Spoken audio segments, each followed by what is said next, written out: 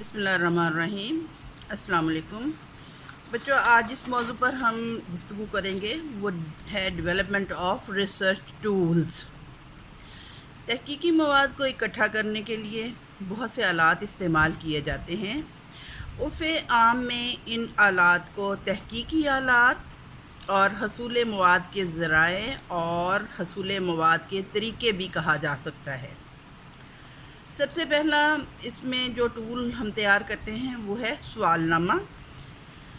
مطلوبہ مواد کے حصول کے لیے سوال نامے مرتب دیے جاتے ہیں، جن کے جوابات تحقیق کے لیے ڈیٹا کا کام دیتے ہیں۔ سوال نامے کے ذریعے سے واقعات، حالات، مزاج اور رویوں کے متعلق معلومات اور آراء حاصل کی جاتی ہیں۔ سوال نامہ مرتب کرتے وقت تحقیق کے مقاصد اور فرضیات کو یعنی مفروضوں کو سامنے رکھا جاتا ہے، ہائپوتھیسس کو سامنے رکھا جاتا ہے۔ ہر سوال ہائپوتھیسس کی تصدیق یا تردید میں فائدہ مند ہونا چاہیے، مفید ہونا چاہیے۔ سوال نامہ کی دو ممکنہ صورتیں ہوتی ہیں۔ پہلا سوال جو ہے اس کے ہم بند سوال کہتے ہیں، اور دوسرا جو ہے اسے کھلی صورت کہتے ہیں۔ بند سوالات میں سوال میں ایک سٹیٹمنٹ دی ہوتی ہے اور اس کے آگے صحیح یا غلط یا پھر درست غلط کا تصور دیا ہوتا ہے، لکھا ہوتا ہے باقاعدہ، اور اس پر صحیح، سچ یا جھوٹ یا صحیح اور غلط وغیرہ لکھ دیتے ہیں، اور اس پر ٹک لگا کر یا نشان لگا کر جواب دیا جاتا ہے۔ بعض اوقات دائرے کی صورت میں بھی جواب دیا جاتا ہے۔ کم تعلیم یافتہ اور کم عمر لوگوں کے لیے اس قسم کے سوال ناموں کا جواب دینا زیادہ آسان ہوتا ہے اور وہ بہتر جواب دے سکتے ہیں۔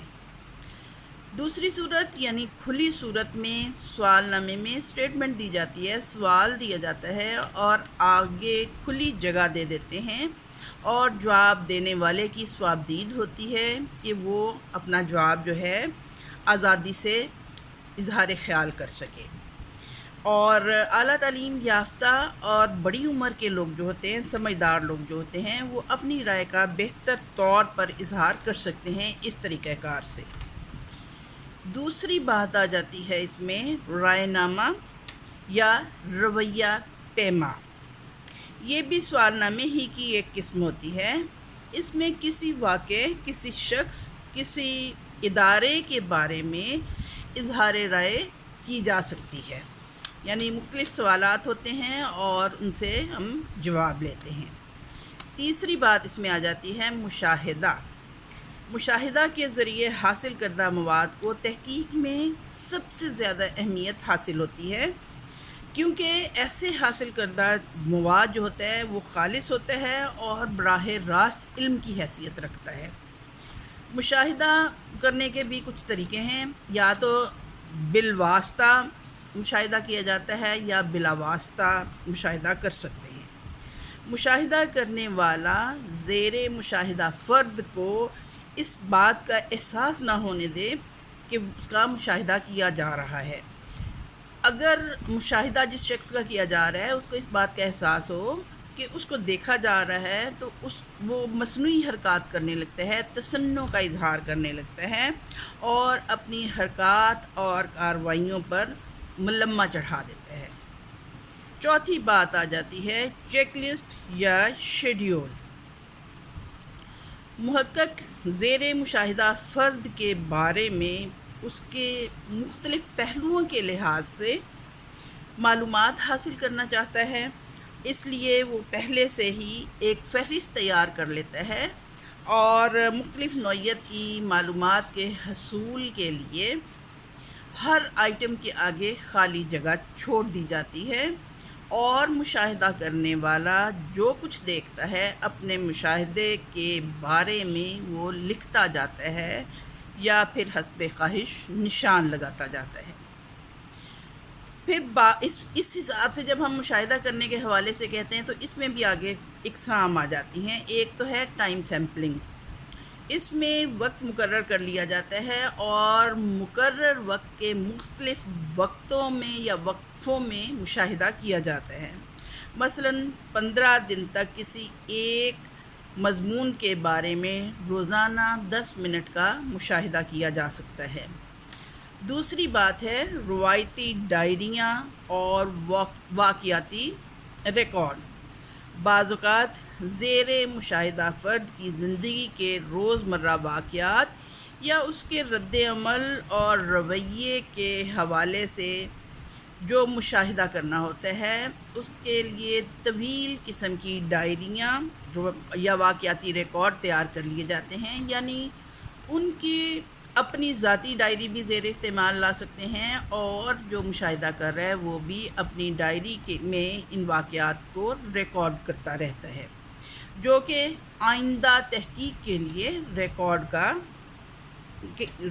کے طور پر استعمال ہوتے ہیں۔ پانچویں بات آ جاتی ہے انٹرویو۔ بعض اوقات سوال نامے کارآمد نہیں رہتے، لہٰذا باہمی گفتگو اور سوال و جواب کے ذریعے جواب حاصل کر لیے جاتے ہیں اور ان سے انٹرویو دینے والے سے مطلوبہ مواد کا حصول ممکن ہوتا ہے۔ بعض اوقات جواب دہندہ کا جو انداز گفتگو ہے اس کا مشاہدہ کیا جاتا ہے، اس کی حرکات و سکنات اور چہرے کے تاثرات سے بھی ایسا مواد مل جاتا ہے جو سوال نامے کے ذریعے حاصل ہونا ممکن نہیں ہوتا۔ یعنی جب وہ جواب دیتے ہیں تو ان کے چہرے پہ جو جذبات و احساسات آتے ہیں، جو تاثرات آتے ہیں، ان سے بھی انسان کو کافی حد تک مدد مل سکتی ہے۔ اب انٹرویو کے حوالے سے جب ہم بات کرتے ہیں تو اس میں بھی تعداد کے لحاظ سے اگر ہم بات کریں تو انٹرویو کی 2 اقسام ہیں۔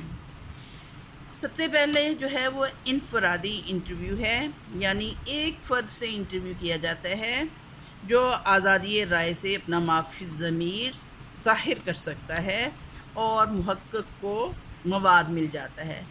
اس کو ہم 1 to 1 انٹرویو کہتے ہیں، یعنی ایک شخص جو ہے وہ سوالات کیے جا رہا ہے اور دوسرا جو ہے وہ جوابات دیتا جاتا ہے، اور اس کو باقاعدہ اس کی ریکارڈنگ کر لی جاتی ہے یا تحریری طور پہ اس کو ریکارڈ میں لے آتے ہیں۔ دوسری بات اس میں آتی ہے گروہی انٹرویو۔ اس میں ایک گروپ میں مذاکرہ کی صورت میں زیادہ لوگوں کو کسی مسئلے پر اظہار خیال کی دعوت دی جاتی ہے۔ اس کو ہم سیمینار کی ایک صورت کہہ سکتے ہیں کہ سیمینار میں بہت سے لوگ بیٹھے ہوتے ہیں، کوئی مسئلہ یا کوئی بات جو ہے وہ ڈسکس کی جاتی ہے اور ہر فرد اپنی معلومات کا اظہار کرتا ہے، اپنی رائے کا اظہار کرتا ہے، اور اس طرح سے ہمیں مختلف معلومات حاصل ہوتی جاتی ہیں۔ پھر ساخت کے لحاظ سے اگر ہم بات کریں تو اس میں بھی انٹرویو کی 2 اقسام ہیں۔ نمبر 1 جو ہے وہ ہے ساختہ انٹرویو۔ اس کے لیے یہ ہوتا ہے کہ پہلے سے تیاری کر لی جاتی ہے، تیار شدہ سوالات اور ان کے ممکنہ جوابات کو پہلے سے سوچ لیا جاتا ہے، لکھ لیا جاتا ہے، تیار کر لیا جاتا ہے، اور اس طرح سے یہ ایک سائنسی طریقہ کار ہے اور اس سے حاصل شدہ مواد جو ہے اس پر اصول وضع کرنے اور جنرلائز کرنے میں آسانی ہوتی ہے۔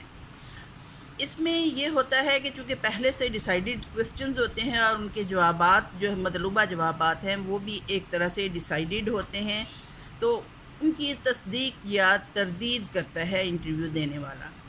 دوسری قسم ہے غیر ساختہ انٹرویو۔